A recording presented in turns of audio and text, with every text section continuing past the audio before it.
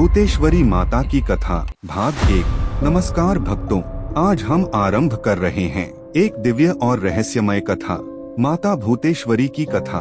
वह माता जो अंधकार में वास करती हैं, लेकिन अंधकार फैलाती नहीं बल्कि उसे नियंत्रित करती हैं। भूतेश्वरी माता कौन है? भूतेश्वरी माता आदिशक्ति का वह स्वरूप है जो पंचभूतों पृथ्वी, जल, अग्नि, वायु और आकाश पर पूर्ण अधिकार रखती हैं। यहाँ भूत शब्द का अर्थ डरावनी आत्माएं नहीं बल्कि वे शक्तियाँ हैं जिनसे पूरी सृष्टि बनी है। इसी कारण माता को कहा गया भूतेश्वरी, अर्थात भूतों की ईश्वरी, श्मशान की अधिष्ठात्री देवी। माता भूतेश्वरी श्मशान की अधिष्ठात्री देवी हैं। जहाँ सामान्य व्यक्ति भय महसूस करता है, वही माता उस स्थान को साधना और शक्ति का केंद्र बना देती हैं। उनके लिए श्मशान कोई भय का स्थान नहीं बल्कि अहंकार के अंत और सत्य की शुरुआत का स्थान है। तंत्र साधना की रक्षक शक्ति भूतेश्वरी माता तंत्र मार्ग की रक्षक मानी जाती हैं। वे साधक की परीक्षा लेती हैं और केवल उसी को स्वीकार करती हैं जिसका मन शुद्ध हो और उद्देश्य सच्चा हो। जो भय से भरा होता है वह इस मार्ग पर टिक नहीं पाता। भाग 1 का समापन यही है। माता भूतेश्वरी भय की देवी नहीं बल्कि भय को जीतने की शक्ति। भूतेश्वरी माता की कथा भाग 2। पिछले भाग में आपने जाना कि माता भूतेश्वरी भय की देवी नहीं बल्कि भय पर विजय दिलाने वाली शक्ति हैं। अब सुनिए भाग 2। जब धरती पर बढ़ गया अंधकार। एक समय ऐसा आया जब धरती पर असंतुलन बढ़ने लगा। असुर शक्तियाँ और नकारात्मक ऊर्जा तेजी से फैलने लगी। श्मशान जो साधना के पवित्र स्थान थे, भय के केंद्र बनते जा रहे थे। लोग डरने लगे, साधक भ्रमित होने लगे और तांत्रिक शक्तियों का दुरुपयोग होने लगा। देवताओं की असहाय अवस्था। यह अंधकार इतना बढ़ गया कि देवताओं की शक्तियाँ कमजोर पड़ने लगी, यज्ञ बाधित होने लगे, मंत्र निष्फल होने लगे और धरती पर अशांति फैल गई। तब सभी देवता एकत्र हुए और उन्होंने आदिशक्ति का ध्यान किया। आदिशक्ति से प्रार्थना। देवताओं ने प्रार्थना की, हे जगजननी, शक्ति का संतुलन बिगड़ रहा है। अंधकार अपनी सीमा लांघ चुका है, कृपा कर हमें मार्ग दिखाइए। देवताओं की यह पुकार संपूर्ण ब्रह्मांड में गूंज उठी। शक्ति का संकल्प। हिमालय में स्थित माता पार्वती ध्यान में लीन थीं। देवताओं की प्रार्थना सुनकर उनका स्वर गंभीर हो उठा। माता ने कहा, अब शक्ति को स्वयं आगे आना होगा। और उसी क्षण माता ने अपने उग्र तांत्रिक स्वरूप का संकल्प लिया। भाग 2 का समापन। धरती, आकाश और दिशाएं, सब कुछ किसी महान घटना की प्रतीक्षा करने लगा। भूतेश्वरी माता की कथा भाग 3।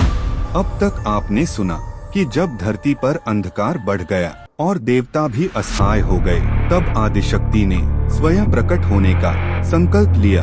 अब सुनिए भाग 3। उग्र शक्ति का जागरण। हिमालय की गहराइयों में माता पार्वती का ध्यान अचानक उग्र हो उठा। आकाश में घने बादल छा गए, दिशाएं कांपने लगी। माता की तीसरी आंख से अग्नि प्रकट हुई और उसी क्षण शक्ति ने अपना रहस्यमय तांत्रिक रूप धारण किया। भूतेश्वरी स्वरूप का प्रकट होना। उस रूप में आँखें अग्नि के समान प्रज्वलित थीं, केश बिखरे हुए थे, गले में मुंडमाला शोभित थी, हाथों में त्रिशूल और खप्पर, पैरों तले अंधकार था और चारों ओर भूत, योगिनियां और अदृश्य शक्तियां। यही था माता भूतेश्वरी का स्वरूप। सृष्टि का कंपन। माता के प्रकट होते ही धरती हिल उठी, आकाश गरज उठा और श्मशान दिव्य प्रकाश से भर गए। नकारात्मक शक्तियाँ भयभीत होकर माता के चरणों में गिर पड़ी। असुर समझ गए, अब अंधकार का अंत निश्चित है। माता का दिव्य आदेश। माता भूतेश्वरी ने गंभीर स्वर में कहा, मैं भूतेश्वरी हूँ जो अंधकार को नियंत्रित करती है, जो शक्ति को मर्यादा सिखाती है। जो श्रद्धा से साधना करेगा उसे मैं संरक्षण दूंगी और जो अहंकार करेगा उसका अंत निश्चित है। यह सुनकर सभी भूत शक्तियाँ माता की सेविका बन गईं। भाग 3 का समापन। उस दिन के बाद अंधकार माता के नियंत्रण में आ गया। भूतेश्वरी माता की कथा भाग 4। अब तक आपने सुना कि कैसे माता भूतेश्वरी उग्र स्वरूप में प्रकट हुई और अंधकार उनके चरणों में झुक गया। अब सुनिए भाग 4, भूत शक्तियों का पूर्ण समर्पण। माता भूतेश्वरी के आदेश के बाद सभी भूत, प्रेत, योगिनियाँ और अदृश्य शक्तियाँ एक एक कर माता के चरणों में नतमस्तक हो गयीं। जो शक्तियाँ पहले भय फैलाती थीं, अब सेवा के लिए खड़ी थीं। माता ने सबको मर्यादा सिखाई और कहा, अब तुम अराजकता नहीं फैलाओगे, साधकों की रक्षा करोगे और धर्म के मार्ग पर रहोगे। श्मशान का दिव्य रूप। जिस श्मशान को लोग भय का स्थान मानते थे, वही श्मशान अब साधना का पवित्र क्षेत्र बन गया। वहाँ डर नहीं था, केवल सत्य, वैराग्य और आत्मबोध था। श्मशान मृत्यु का नहीं, अहंकार के अंत का प्रतीक बन गया। शिव का आगमन। तभी श्मशान में एक दिव्य नाद गूंजा, डमरू की ध्वनि और भस्म की सुगंध। भगवान शिव वहाँ प्रकट हुए। भूतनाथ, महाकाल। उन्होंने माता भूतेश्वरी को देखा और मंद मुस्कान के साथ बोले, शक्ति, आज तुमने अंधकार को मर्यादा सिखा दी। शिव शक्ति का संतुलन। शिव बोले, मैं भूतों का स्वामी हूँ और तुम भूतों की ईश्वरी। मेरे बिना शक्ति अधूरी है और तुम्हारे बिना मेरी शांति अधूरी। उस क्षण तंत्र का पूर्ण संतुलन स्थापित हुआ।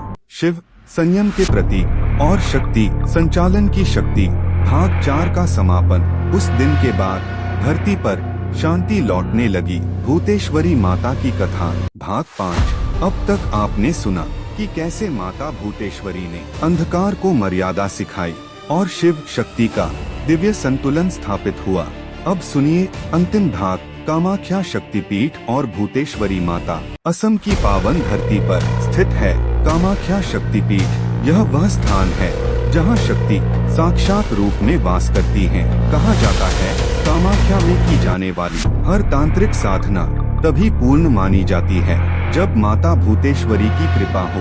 वे काली माता की रक्षक शक्ति मानी जाती हैं। साधकों की परीक्षा। माता भूतेश्वरी हर साधक की परीक्षा लेती हैं। जो भय से भरा होता है या अहंकार में डूबा होता है, वह इस मार्ग पर आगे नहीं बढ़ पाता। लेकिन जिसका मन शुद्ध हो और उद्देश्य सेवा का हो, उसे माता निर्भय बना देती है। माता की पूजा का फल। सच्चे मन से भूतेश्वरी माता की पूजा करने से भय समाप्त होता है, नकारात्मक शक्तियाँ दूर होती हैं और आत्मबल जागृत होता है। माता अपने भक्त को अंधकार से डरना नहीं, अंधकार को समझना सिखाती हैं। माता भूतेश्वरी का दिव्य संदेश। माता कहती हैं, मैं भय की देवी नहीं हूँ, मैं भय से मुक्ति देने वाली शक्ति हूँ। जो अपने भीतर के अंधकार को जीत लेता है, वही सच्चा साधक है। यह संदेश आज भी हर भक्त के लिए उतना ही सत्य है। कथा का समापन। माता भूतेश्वरी वह शक्ति हैं जो श्मशान में भी आशा का दीप जलाती हैं। उनकी भक्ति हमें सिखाती है, डर से भागो मत, सत्य का सामना करो और श्रद्धा के मार्ग पर चलो।